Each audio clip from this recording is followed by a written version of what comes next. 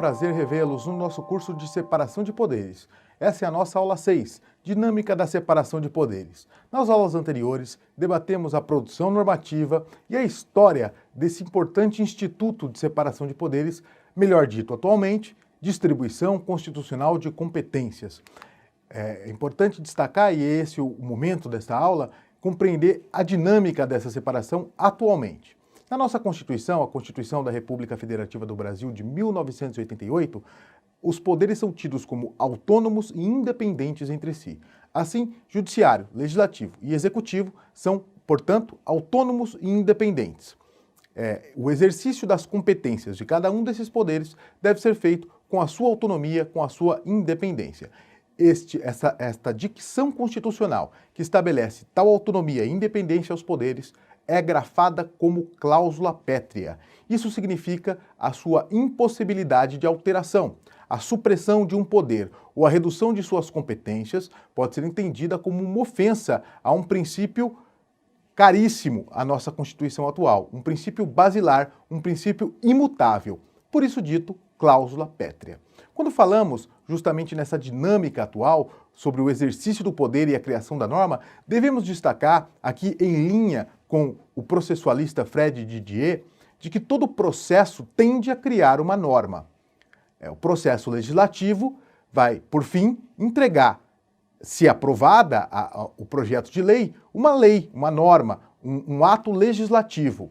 O processo judicial, quando se encerra em uma sentença, entrega também uma norma individual e concreta, aplicada às partes, por isso dito interpartes.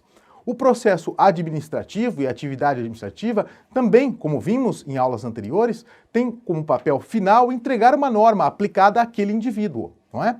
Portanto, a atividade normativa permeia o exercício de todos esses três poderes. Mas a gente precisa destacar, num primeiro momento, que a prerrogativa de criação das normas gerais e abstratas, o que chamamos de atividade legiferante, cabe ao legislativo. É o legislativo que tem o poder de inovar o ordenamento jurídico, de criar deveres e obrigações genéricas impostas a todos. E a partir justamente desse ordenamento criado pelo legislativo é que o judiciário e o executivo vão, aplicando essas normas, criar as normas individuais e concretas, a partir dessas normas gerais e abstratas.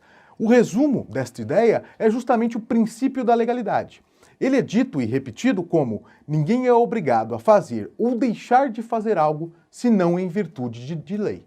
Portanto, a atividade legislativa entregará essas normas gerais e abstratas, aplicadas, portanto, a todos, de forma geral, e às situações abstratamente consideradas. Já as situações concretas que envolvem indivíduos claramente demarcados são impostas normas, obrigações, por atividades executivas e atividades judiciárias, não é?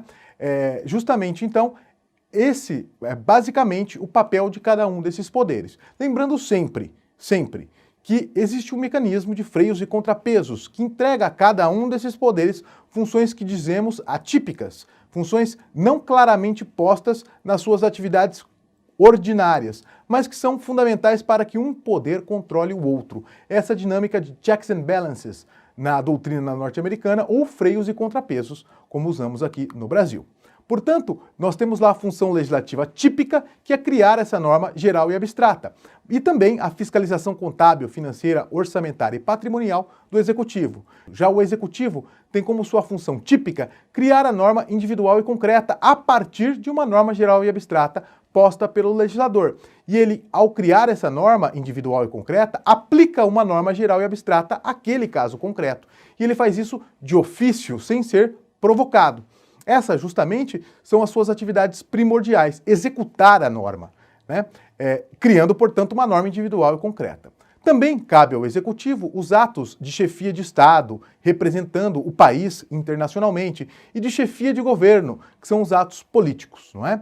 Já o Judiciário cria norma individual e concreta nas situações em que há conflito, a dita litígio. Então, nas situações conflituosas, o Judiciário é provocado por uma demanda judicial, por uma parte, e ele cria uma norma individual e concreta, aplicando a norma geral e abstrata criada pelo legislador, dirimindo conflitos, dizendo o direito naquele caso concreto, naquela lide. Então essas são as funções típicas, as funções claras de cada um dos poderes, não é?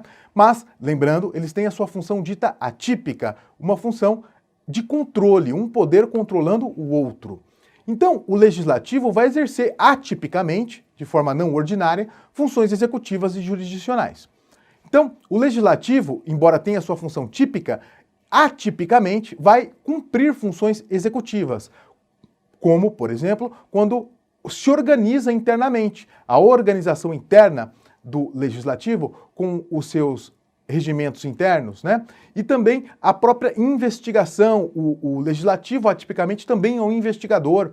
Assim como é o executivo pelas suas polícias, o legislativo tem um papel de investigador nas suas CPIs, comissões próprias de investigação. Essas CPIs, essas comissões parlamentares, têm esse papel importante também de prover investigações. Além disso, ele tem função jurisdicional. Sim, o legislativo julga algumas pessoas, né? Em especial, nós tivemos exemplos aí do presidente sendo julgado pelo Senado Federal por um crime de responsabilidade. Olha que interessante. O juiz, no caso, é o Senado Federal. Ele que exerce o papel jurisdicional nessa hipótese. O Poder Executivo também exerce funções atípicas do Legislativo e do Judiciário. O Executivo, portanto, cumprirá a atividade legislativa quando impõe suas medidas provisórias que têm força de lei. Praticamente um legislador. É lógico, ele não faz isso sozinho, as medidas provisórias têm que ser analisadas pelo legislativo num prazo mínimo, sob pena de caducar, não é? Mas também o executivo propõe projetos de lei, inicia processos legislativos, o que dá a ele também um papel de legislador. Também participa do processo legislativo com a sanção ou com o veto. Atipicamente, portanto, o executivo controla as atividades do legislativo. Também o executivo tem uma parcela de função jurisdicional, na medida em que analisa ou julga casos, litígios, submetidos à sua análise nos tribunais, nas cortes e nas decisões administrativas. Isso ocorre nas impugnações, nos recursos, nos tribunais administrativos. A gente vê isso comumente na área tributária, na área de trânsito, as juntas de julgamento de recursos de trânsito e uma série de outras questões ambientais, etc. Também o judiciário atipicamente tem função legislativa na medida em que propõe seus regimentos internos, né, e também controla a constitucionalidade das leis. É o chamado controle de constitucionalidade que atribui ao nosso judiciário um poder de controle de constitucionalidade que é praticamente de um legislador negativo, como diz alguns doutrinadores. E também uma parcela da sua função executiva de auto-organização interna.